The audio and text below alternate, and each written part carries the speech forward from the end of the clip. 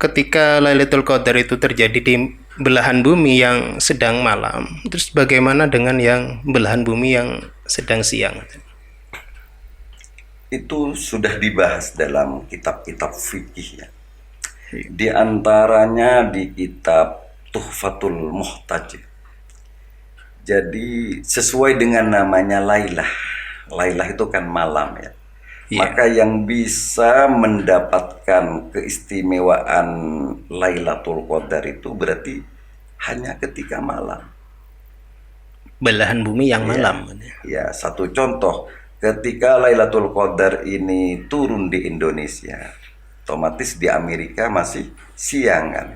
Nah, apakah orang-orang yang ada di Amerika itu ketika beribadah bersamaan dengan Lailatul Qadar yang turun di Indonesia, di sana bisa mendapati juga? Tentu tidak.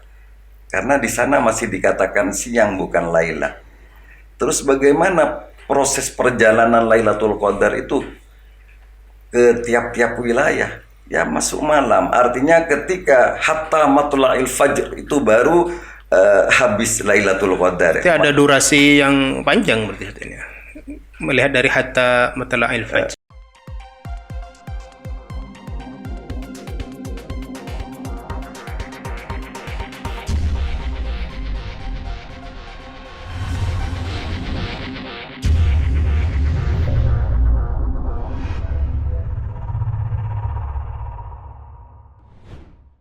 Assalamualaikum warahmatullahi wabarakatuh. Waalaikumsalam warahmatullahi. Bismillahirrahmanirrahim. Alhamdulillah. Allahumma shalli ala sayyidina Muhammadin wa alihi wa sahbihi ajma'in, amma ba'du. Alhamdulillah, pada siang hari ini di bulan Ramadan kita jumpa kembali di podcast kebanggaan kita, yaitu Suara Manggisan.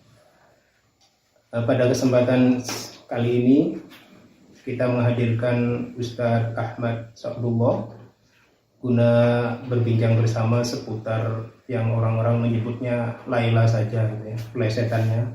Tapi sebenarnya Lailatul Qadar, kurang lebih seperti itu. Assalamualaikum Ustadz Ahmad. Waalaikumsalam warahmatullahi. Gimana kabarnya selama Ramadan, Ustaz? Alhamdulillah sehat. Sehat, Ustaz. Iya. Kita pada kesempatan sekarang berbincang seputar Lailatul Qadar, Ustaz. Karena kalau sudah masuk 10 hari terakhir ini ramai sekali. Kalau kita lihat di YouTube itu pembahasan Lailatul Qadar ada di paling atas, paling banyak ditonton. Untuk itu pada kesempatan sekarang Ustaz kita coba bincang-bincang mungkin sedetail mungkin tentang sebenarnya Lailatul Qadar itu bagaimana. Namun sebelum kita masuk ke pembahasan Ustaz, saya sedikit cerita. Ada sebuah kisah yang ada beredar di masyarakat bahwa ada seseorang yang mengklaim dirinya mendapatkan Lailatul Qadar dengan jatuhnya sepotong roti yang tidak diketahui dari mana. Itu yang beredar, mungkin itu nanti sebagai penutup di akhir. Seperti itukah Lailatul Qadar? Untuk memulai sebuah pembahasan tadi. Baik Ustaz, kita langsung saja. Sebenarnya Lailatul Qadar itu menurut definisi dari kitab-kitab mungkin itu seperti apa Ustaz? Ya, baiklah. Assalamualaikum warahmatullahi wabarakatuh. Waalaikumsalam warahmatullahi wabarakatuh. Bismillah, alhamdulillah, wassalatu wassalamu ala rasulillah Sayyidina Muhammad wa ala alihi wa sahbihi wa mawalah. Para pemirsa dimanapun Anda berada, yang semoga senantiasa dimuliakan oleh Allah Subhanahu wa Ta'ala. Amin amin ya rabbal alamin. Seperti yang kita maklumi bahwa bulan Ramadan ini adalah bulan yang penuh dengan keberkahan, bulan yang penuh dengan rahmat dan ampunan Allah Subhanahu wa Ta'ala, bulan yang penuh dengan keistimewaan-keistimewaan. Di antaranya adalah di dalam bulan Ramadan itu ada Lailatul Qadar, malam yang lebih baik dari 1000 bulan, Dalam arti ketika melakukan amal-amal ibadah bertepatan dengan Lailatul Qadar itu pahalanya lebih besar daripada melakukan amal ibadah selama 1000 bulan atau kurang lebihnya 83 tahun 4 bulan.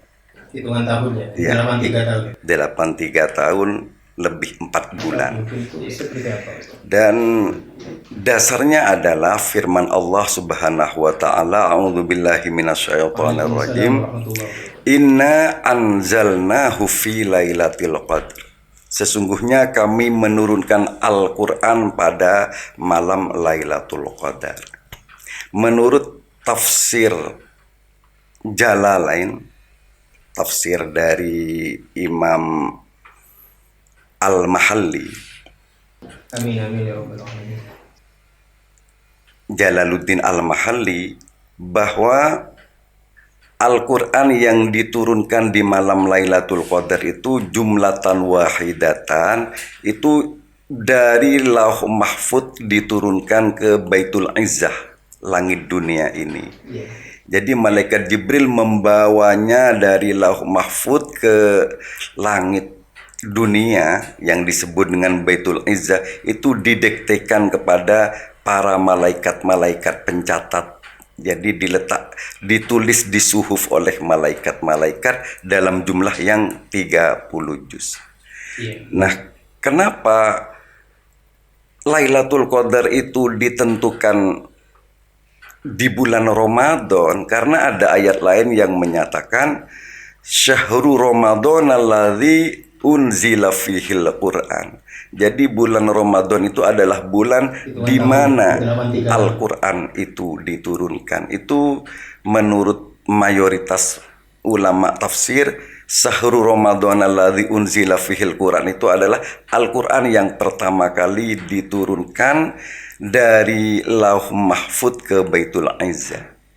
Jadi sedangkan yang diperingati pada tanggal 17 Ramadan itu dari Baitul Izzah disampaikan oleh malaikat Jibril kepada Nabi Agung Muhammad SAW secara bertahap sesuai dengan kebutuhan selama 23 tahun. Baik Ustaz, tadi ada penyebutan 17 Ramadan, Ustaz. Itu sebagai turunnya Al-Quran yang model yang mana? Yang pertama kali dari yang diturunkan kepada Nabi Muhammad yang surat Al-Alaq itu, Iqra bismi rabbikal ladzi khalaq, 5 ayat. Itu yang 17 yang Ramadan. Pada tanggal 17 Ramadan. Ini sangat menarik Ustaz ya, antara yang pertama tadi dari Lauh Mahfud ke langit dunia, yang Baitul Izzah.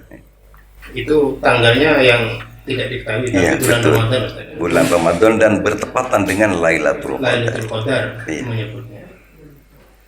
Baik Ustaz, itu definisi, mungkin pengertian lain yang berbeda mungkin dari barusan. Al-Qadar itu sendiri sebetulnya banyak penafsiran ulama.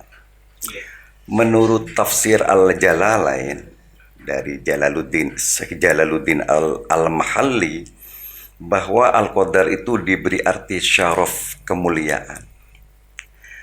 Namun dikomentari oleh tafsir As-Sawi bahwa Al-Qadar itu sebetulnya banyak penafsiran ulama. Di antaranya adalah bahwa Al-Qadar itu adalah berarti takdir. Jadi pada malam Lailatul Qadar itu Allah Ta'ala menyerahkan segala urusan-urusan dunia. Jadi mulai dari Lailatul Qadar ke Lailatul Qadar berikutnya selama 1 tahun, segala apa yang akan terjadi di dunia ini akan diserahkan kepada para malaikat-malaikat yang sesuai dengan tugasnya, yaitu ru'usul malaikah, malaikat Jibril, Mikail, Israfil dan Izrail, untuk mengatur urusan alam ini dan menentukan garis nasib makhluknya Allah. Makanya disebut dengan kata Al-Qadar. Berarti pengertian kedua bukan Al-Quran yang dimaksud Ustaz ya? Tapi takdir.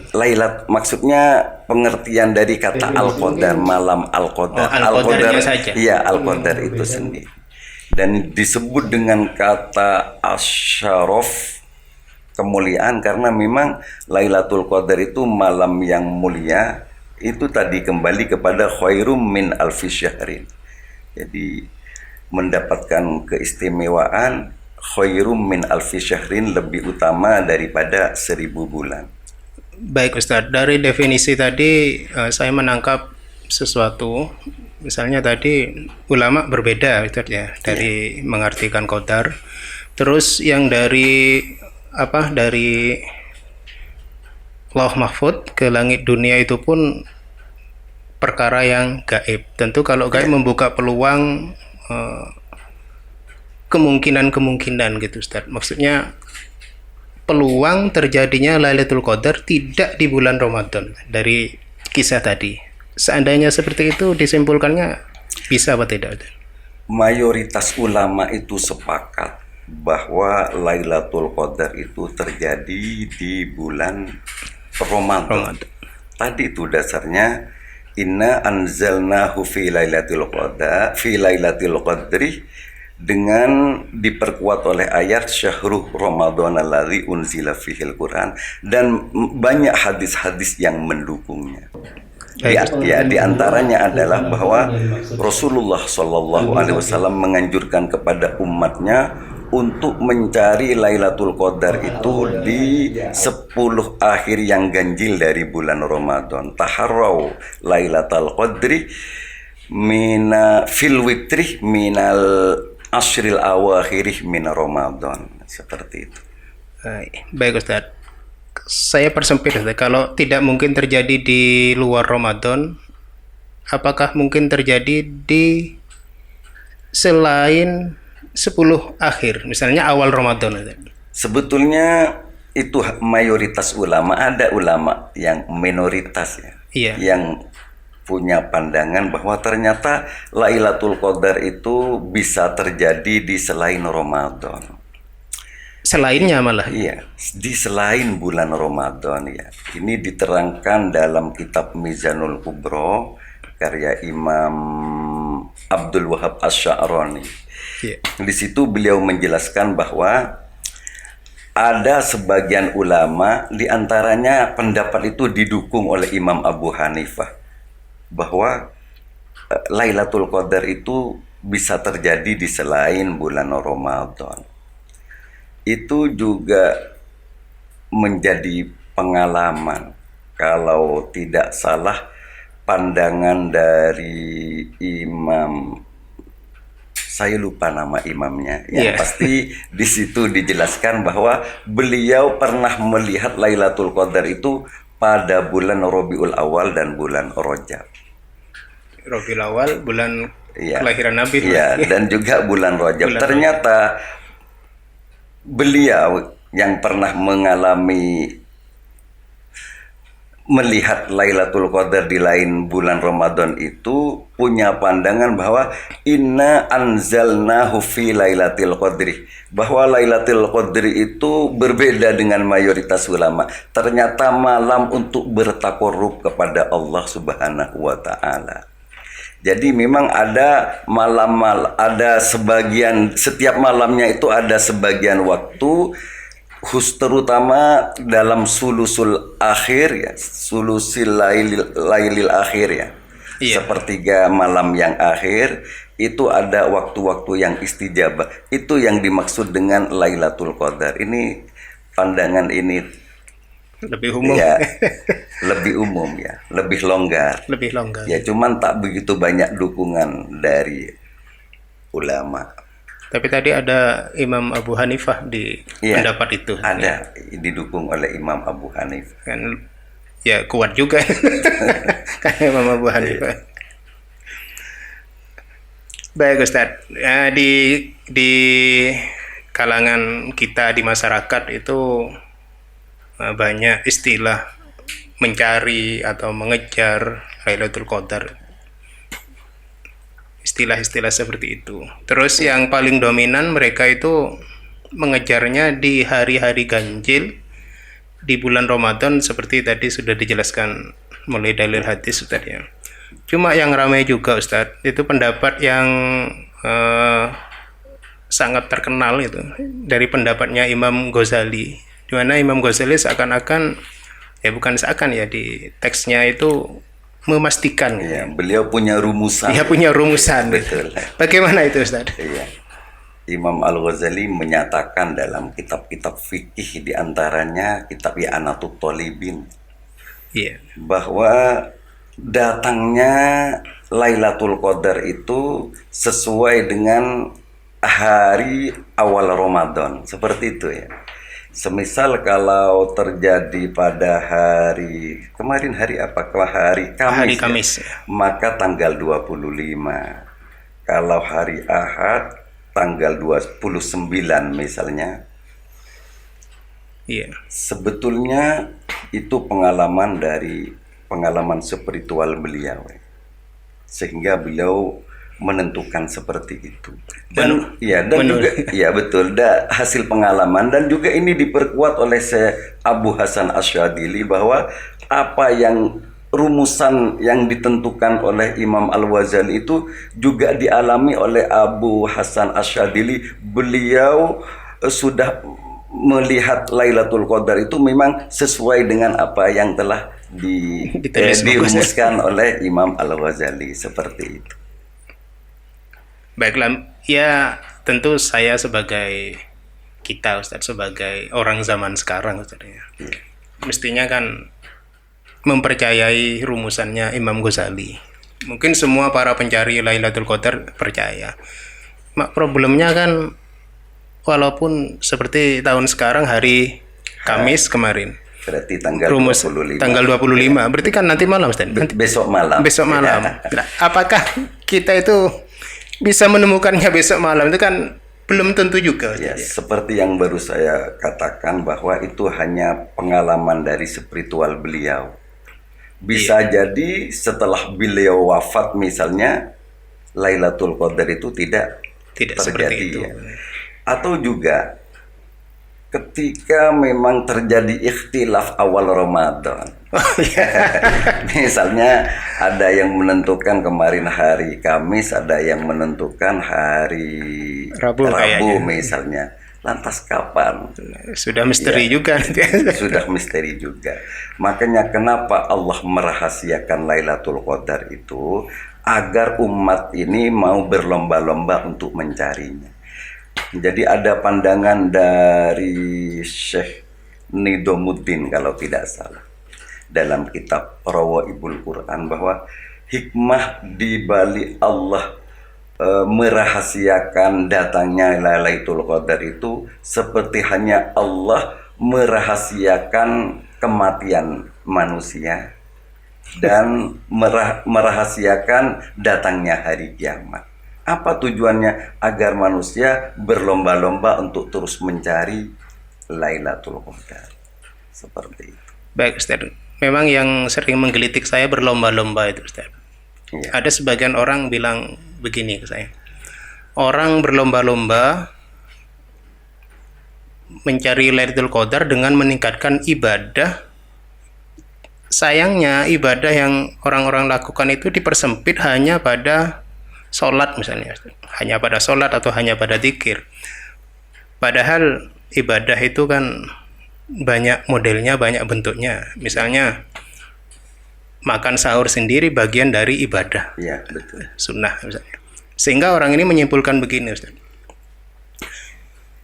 Seandainya ada orang yang tiap malam sudah makan sahur atau tidur demi nanti ketika sahur dia bangun dan melakukan kesunatan sahur, itu sebenarnya rangkaian ibadah semua, walaupun tidak dalam keadaan sholat. Maka kemungkinan besar sebenarnya setiap orang akan mendapatkan Lailatul Qadarnya itu. Bagaimana dengan pendapat itu? Apa yang telah dicontohkan oleh Rasulullah Sallallahu Alaihi Wasallam. Jadi menurut Sayyidatina Aisyah, bahwa beliau ketika memasuki asrul awakhir min Ramadan, 10 akhir dari bulan Ramadan, beliau sangat giat melebihi di hari-hari yang lain. Ada Ya. hadis seperti itu, Ustaz. Bahkan beliau belum pernah melihat Kanjeng Nabi itu melakukan qiyamul lail sampai subuh, hanya di asrul awakhir itu. Oleh karenanya dengan pernyataan Sayyidatina Aisyah itu, maka bisa disimpulkan dalam mencari Lailatul Qadar itu, menghidupkannya Lailatul Qadar itu memang dengan ibadah-ibadah yang mahdoh, yang lebih dianjurkan. Walaupun seandainya melakukan ibadah-ibadah yang wairi mahdoh, yang tanpa ada aturan-aturan seperti sedekah atau apa tadi, seperti makan sahur dan lain sebagainya. Cuman ini sebagai yang dipercontohkan oleh Rasulullah, dan ini juga berkaitan dengan hadis mangkomah Lailatul Qadari. Jadi barang siapa mangkomah Lailatul Qadari, koma itu ditafsiri oleh ulama melakukan sholat. Jadi melakukan sholat malam bertepatan dengan Lailatul Qadar, imanan dengan keimanan, percaya dengan pahala-pahala yang Allah janjikan, wahtisaban, dan dilakukannya semata-mata karena Allah, wufirolahu ma taqaddama min dzambi, maka diampuni dosa yang berlalu. Jadi kalau dilihat dari hadis tadi, itu pun juga yang lebih dianjurkan untuk ihya'u Lailatul Qadar, menghidupkan Lailatul Qadar itu dengan ibadah seperti sholat. Dan juga ini diterangkan oleh Imam Nawawi Al-Bantani dalam kitab Nihayatuz Zain, bahwa marotib tingkatan menghidupkan Lailatul Qadar itu ada 3 tingkatan, ada al-ulya, ada al-wusto, ada ad-dunya. Dibagi-bagi ya. juga. Yang ulya, tingkat yang paling tinggi itu adalah sholatnya, qiyamul-lail. Sedangkan yang wusto itu zikir kepada Allah. Dan yang ketiga, dunyan, yang paling rendah, yaitu cukup dengan melakukan sholat jamaah subuh dan isya berjamaah. Berarti ketika selama bulan Ramadan melakukan jamaah subuh dan isya, itu sudah mendapati Lailatul Qadar, seperti itu. Ini pemirsa ini kayaknya maghribnya tidak berjamaah ini. Oh, isanya. Isya Oh, subuhnya ya. Isya dan subuh, Ustaz ya. Baik, tadi itu ringan itu, Ustaz ya. Kalau mau. Betul. Baik, tadi itu saya pikir untuk definisi dan tentang Lailatul Qadar dari berbagai pendapat ulama, semoga itu sudah memberi penjelasan, Ustaz. Sekarang yang paling pokok sebenarnya, Ustaz, cara menghidupkan Lailatul Qadar itu sendiri seperti yang banyak berlaku di masyarakat. Berarti maunya masyarakat yang paling ulia tadi itu dia.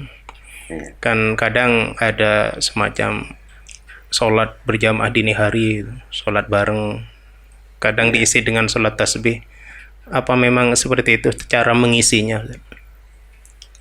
Tidak ada ketentuan khusus, yang penting qiyamul lail, sholat malam. Bentuk sholatnya terserah. Bahkan qiyamul lail itu yang paling utama itu dalam kesendirian. Karena Syekh Al-Junaidi itu ulama ahli tasawuf ya, Al-Baghdadi. Ketika setelah beliau wafat, ada salah satu yang bermimpi bertemu beliau. Dan yang bermimpi itu tanya kepada beliau, apa yang Allah lakukan terhadapmu? Artinya yang bertanya itu menyangka bahwa Allah pasti memberi jaminan-jaminan yang luar biasa, mengingat ketasawufan beliau, mengingat ibadahnya beliau, dan lain sebagainya. Maka beliau menjawab, dari sekian apa yang telah aku lakukan, baik itu mengajar, baik menyampaikan ilmu, beribadah, semua tidak ada artinya menurut pandangan Allah, kecuali hanya sedikit dari beberapa rakaat yang telah saya lakukan di ketengahan malam. Karena sholat itu ketika saya lakukan tak ada orang yang melihatnya, sehingga aman dari riya. Hanya itu yang diterima oleh Allah Subhanahu wa taala. Sudah tokoh sufi itu Ustaz. Iya, betul. Tokoh ikhlas ya. Baik Ustaz, berarti menurut Ustaz menghidupkan itu tidak perlu ramai-ramai Tidak perlu secara massal ramai-ramai, ya. di rumah masing-masing. Ya, di antaranya adalah i'tikaf yang dicontohkan oleh Rasulullah. I'tikaf. Apalagi beliau juga mengajarkan Sayyidatina Aisyah dalam doa menghidupkan Lailatul Qadar itu memperbanyak baca Allahumma innaka afuwwun karimun tuhibbul afwa fa'fu anni. Iya. Terus ada lagi yang membuat saya penasaran Ustaz. Ya, masih kembali ke awal-awal tadi, melihat itu Ustaz. Melihat itu dengan mata kepala dalam bentuk apa atau bagaimana Ustaz? Maknanya melihat Lailatul Qadar itu. Iya. Seperti yang dijelaskan dalam surat Al-Qadar itu. Tanazzalul malaikatu warruh. Jadi pada malam Lailatul Qadar itu malaikat-malaikat Allah itu turun. Warruh, dan ada yang dikhususkan malaikat yaitu warruh, malaikat Jibril. Jadi malaikat-malaikat Allah rombongan-rombongan secara bertahap-tahap turun ke langit. Makanya ada yang menafsirkan Al-Qadar itu berarti sempit doikun. Kenapa sempit? Karena bumi ini menjadi sempit saking dipenuhi oleh malaikat-malaikat Allah untuk turun. Oleh karenanya maka apa yang dimaksud dengan seseorang melihat turunnya Lailatul Qadar itu tandanya adalah ada sinar cahaya yang bukan cahaya yang pernah ia lihat sebelumnya, bukan cahaya matahari, bukan cahaya rembulan, bukan lampu, itu turun dari langit. Itu salah satu tanda turunnya Lailatul Qadar. Berarti ia melihat langsung terjadinya Lailatul Qadar, dan bagi yang melihatnya disunatkan untuk tidak diceritakan kepada orang lain. Berarti cahaya malaikat maksudnya? Ya betul, cahaya malaikat. Malaikat kan tercipta dari cahaya. Berarti memang melihat dengan mata Ustaz. Ya, betul. Kalau dalam ruangan berarti bisa juga itu. Ya ada semacam ya, bisa juga terasa. Tidak. Cuman kan orang-orang pilihan Allah yang mampu melihat. Ya. Ya semoga kita jadi pilihan. Amin ya, betul. Besok malam menurut rumusannya Imam Ghazali. Dan memang ada tanda-tanda, itu pun juga orang-orang istimewa yang dapat melihatnya, seperti pepohonan semua bersujud kepada Allah. Mungkin ketika kita melihat dengan mata yang penuh dengan dosa ini, bisa jadi pohon itu tetap seperti biasa, tapi ketika dilihat oleh orang yang istimewa, itu berarti menampakkan dalam keadaan bersujud kepada Allah, hening, tenang, air, diam, dan lain sebagainya. Itu ada yang diriwayatkan keterangan-keterangan itu dalam beberapa kitab. Berarti kasat mata Ustaz ya? Ya, betul. Ya ini mumpung lagi bahas yang titik ini, tadi saya mau mukadimah tentang kisah roti tadi Ustaz. Berarti bagaimana Ustaz? Dalam bentuk jatuh, seakan-akan jatuh dari langit di hadapannya. Bisa jadi orang itu ada yang melempar roti dari arah jauh. Tapi katanya setelah kejadian itu ada perubahan dalam kehidupannya Ustaz. Dari semacam kurang cerdas menjadi cerdas tuh. Ada perubahan seperti itu.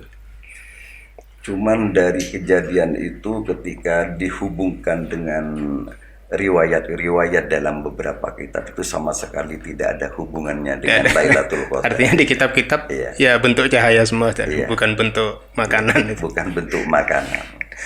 Baik Ustaz. Terus selanjutnya Ustaz, dari sisi sains sekarang Ustaz. Ya. Bumi ini kan menurut ilmu sains itu sebagian malam, sebagiannya tidak malam kan? Yes. Sedang siang. Ya, betul. Sedangkan Lailatul Qadar itu dari kisah pembahasan tadi terjadinya itu di malam hari. Ya, betul. Nah itu bagaimana Ustaz? Maksudnya ketika Lailatul Qadar itu terjadi di belahan bumi yang sedang malam, terus bagaimana dengan yang belahan bumi yang sedang siang? Itu sudah dibahas dalam kitab-kitab fikih ya.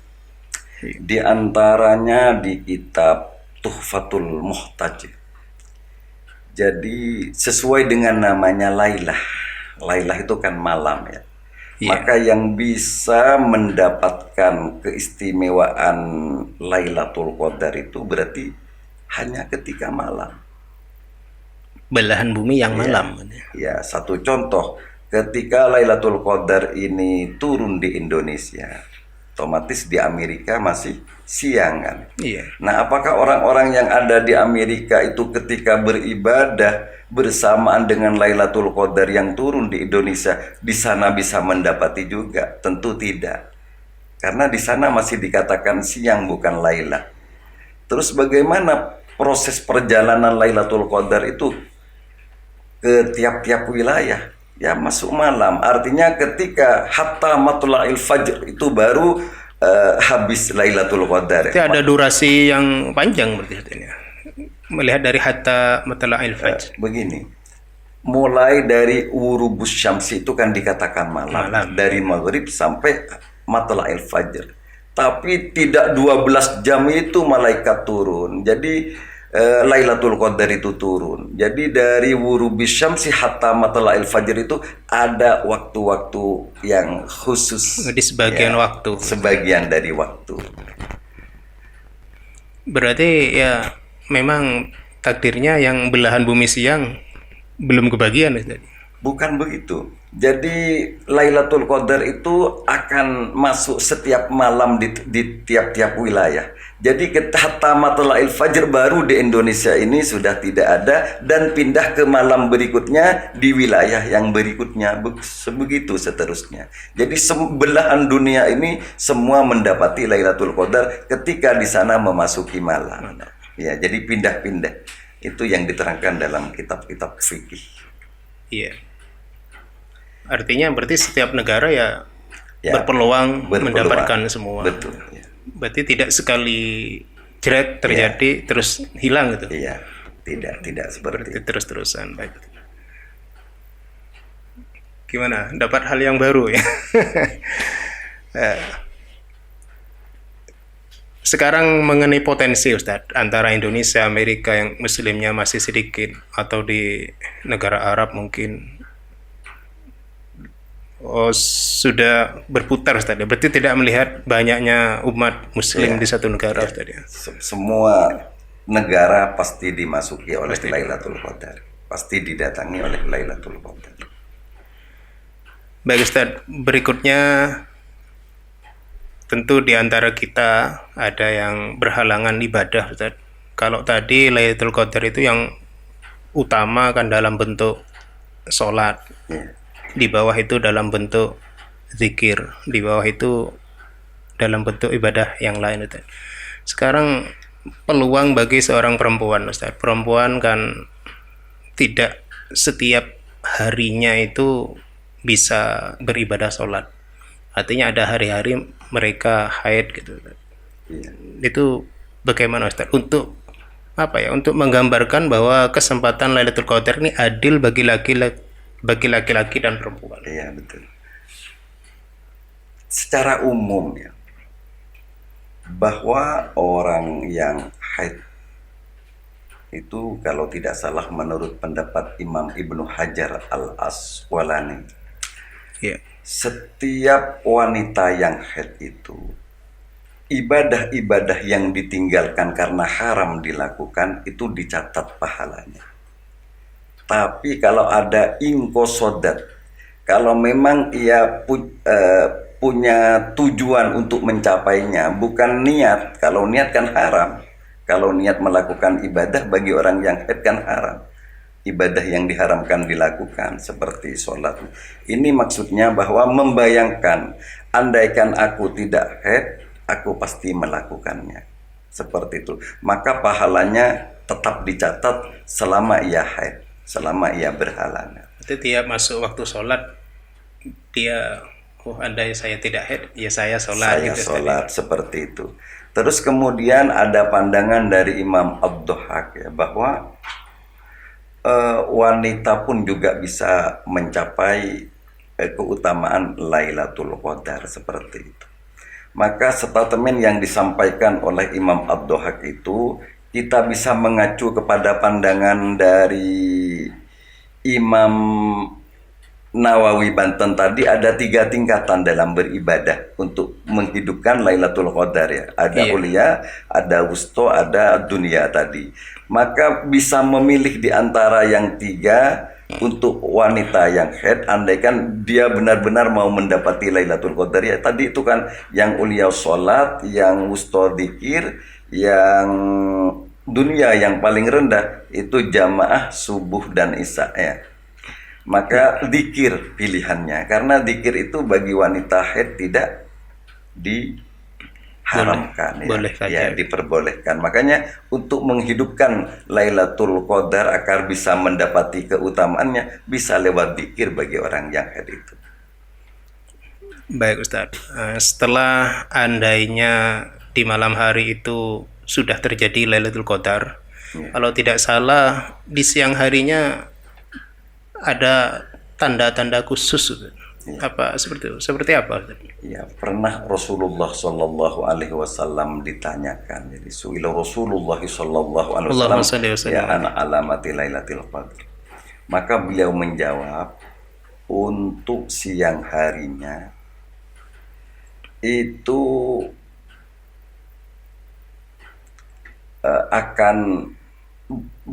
bumi ini akan bercahaya, tapi bukan karena ketika itu matahari bersinar tapi tidak terlalu menampakkan sinarnya, tidaklah harotin, tidak terlalu tidak panas dan tidak dingin, terus matahari tidak terlalu memancarkan sinarnya. Itu dikarenakan ketika matla'il fajri, malaikat-malaikat Allah itu naik lagi ke langit, itu pengaruh dari sinar malaikat.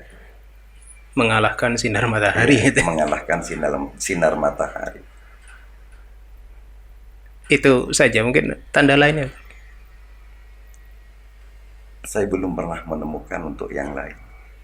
Yang itu yang umum memang. Jadi pada waktu siangnya matahari tidak terlalu bersinar dan cuaca tidak terlalu panas, tidak terlalu dingin. Ya, baik Ustadz. Mungkin ini konfirmasi yang paling akhir dari saya, Ustadz. Seandainya kita atau salah satu dari umat Islam mendapatkan Lailatul Qadar, apakah ada efek atau perubahan sesuatu atas orang itu? Apakah perilaku atau seperti tadi kasus roti, kecerdasannya pertama, atau apa Ustadz? Setelah tidak sekedar dia mempunyai nilai ibadah 83,4 tahun tadi, apakah ada efek akhlak atau efek apa gitu Ustadz? Orang yang mendapatkan Lailatul Qadar itu berarti mencapai tingkatan takwa yang hakiki. Oleh karenanya ini adalah suatu keistimewaan yang spesial untuk umat Nabi Muhammad Sallallahu Alaihi Wasallam. Jadi kronologisnya begini. Ketika malaikat Jibril menyampaikan tentang cerita di masa Bani Israel dulu, yang tentu usianya ratusan tahun, panjang-panjang, ada yang 900 tahun, ada yang 500 tahun. Dan salah satu dari kaum Bani Israel itu ada orang yang malamnya itu menghidupkan malam dengan cara beribadah, siangnya berpuasa dan berjihad di jalan Allah selama 1000 bulan, 83 tahun 4 bulan. Jadi ketika Kanjeng Nabi menceritakan kepada para sahabat-sahabatnya, mereka sangat berkeinginan punya umur panjang, dan Nabi sendiri pesimis ketika mendengar cerita itu bahwa umat beliau tidak akan mungkin bisa mencapai kehebatannya seperti orang tersebut, orang yang di masa Bani Israel tadi. Iya. Maka turunlah ayat inna anzalnahu fi lailatul qadr, bahwa umat Nabi Muhammad bahkan bisa melebihi dari yang diceritakan itu, bisa menggapai beribadah lebih baik daripada 1000 bulan. Hanya dengan satu malam. Iya. Jadi itu sebuah keistimewaan yang luar biasa. Kado dari Allah untuk umat Nabi Muhammad. Baik Ustadz, dari sekian yang ingin saya konfirmasi sudah selesai semua. Mungkin dari Ustadz ada yang mau ditambahkan seputar Lailatul Qadar yang tidak sempat saya tanyakan barusan. Saya kira cukup. Cukup. Ya. Baik. Cuman yang pasti begini. Iya. Tanazzalul malaikatu warruhu. Jadi ketika malaikat-malaikat Allah itu turun dari langit ke bumi ini pada malam Lailatul Qadar, makanya dalam ayat itu inna anzalnahu fi lailatul qadr wa ma adraka ma lailatul qadr wa ma adraka ma lailatul qadr. Tahukah kamu Muhammad apa itu Lailatul Qadar? Sebagian ulama menyatakan ketika Allah bertanya kepada Kanjeng Nabi dengan menggunakan adrokah fi'il madi, bukan yudrikah, wa ma yudrika. Di ayat lain kan ada wa ma yudrika, berarti itu sudah diberitahu terlebih dahulu kepada Kanjeng Nabi. Hanya saja beliau bertanya agar hanya saja Allah menanyakan kepada beliau untuk dijadikan pelajaran oleh umatnya. Jadi ini menunjukkan, pertanyaan ini menunjukkan bahwa betapa agungnya, betapa mulianya Lailatul Qadar itu. Itulah yang disampaikan oleh Jalaluddin Al-Mahalli dalam kitab Tafsir Al-Jalalain. Terus tanazzalul malaikatu warruhu, tanazzalul malaikatu warruhu biidzni rabbihim, ya, min kulli amrin salamun hiya. Salamun hiya. Jadi salamun hiya itu banyak ulama menafsirkan bahwa yang dimaksud salamun itu adalah bahwa malaikat-malaikat Allah itu memberikan salam ketika Lailatul Qadar itu kepada orang-orang mukmin. Dan ketika malaikat-malaikat Allah itu melihat orang-orang yang sedang beribadah kepada Allah, maka mereka musafahah, bersalaman kepada orang-orang yang sedang beribadah, sedang sholat, sedang iktikaf. Maka bagi orang yang memang dipilih oleh Allah, ketika disalami oleh malaikat, itu salah satu tanda-tandanya adalah iksya'ar julduhu, jadi merinding kulitnya, terus hatinya terasa lembut. Iya. Seperti itu. Jadi tanda-tanda orang yang sudah disalami oleh malaikat-malaikat Allah itu adalah yang merinding dan hatinya merasa lembut. Baik Ustadz, terima kasih Ustadz sudah banyak berbincang tentang Lailatul Qadar.